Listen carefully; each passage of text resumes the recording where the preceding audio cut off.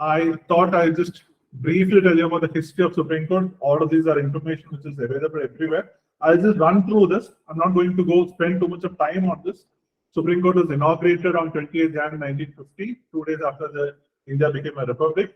The inauguration took place at the Chamber of Prince in the Parliament, where the Federal Court of India sat since 1937. It functioned from there till it moved to the present address, which is at a place called Tilak Marg. And it was inaugurated, the inauguration was attended by the then Chief Justice Kania, along with Justice so-and-so, so-and-so, so-and-so. Initially, it started with 8 judges, then it was increased to 12 in 1956, 18 in 1978, 26. Presently, there are 34 judges. The sanction strength is 34 judges. We are functioning with the strength of 32 judges because in May and July some judges were appointed. Present strength is 32. One judge is retiring this month, this is Ravindra, and one judge is retiring in December. So we hope the judges are being regularly appointed and the strength is always filled up. And judge retires at the age of 65. And in order to be appointed as a judge, the necessary qualifications prescribed under Article 124(3). I'm just running through this. I'm not going to spend much time on this because this information is not available everywhere and it's going to be much easier for you to access it. You have to be a citizen. You have to be there. I mean, have been at least for 5 years a judge of the High Court or of 2 or more such courts. I've been an advocate of a High Court of such courts in 10 years, or in the opinion of the president, a distinguished jurist. No jurist, nobody has been appointed so far as a jurist.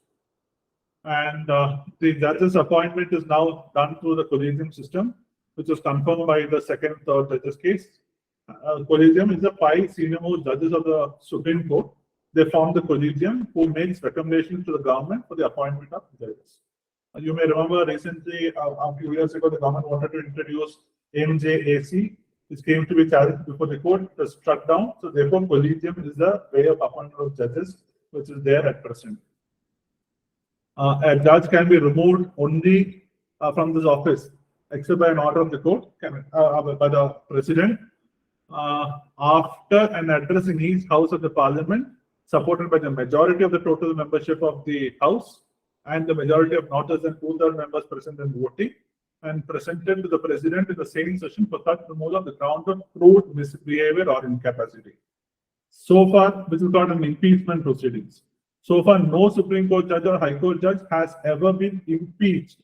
Though impeachment proceedings had commenced, it had never come to the end. The judge had either resigned before that or the impeachment did not pass. So no judge has ever been actually removed through an impeachment process so far.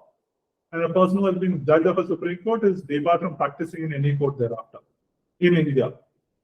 And the proceedings in Supreme Court are conducted only in English. The practice and procedure of the Supreme Court is now governed by 2013 rules, which are framed under Article 145 of the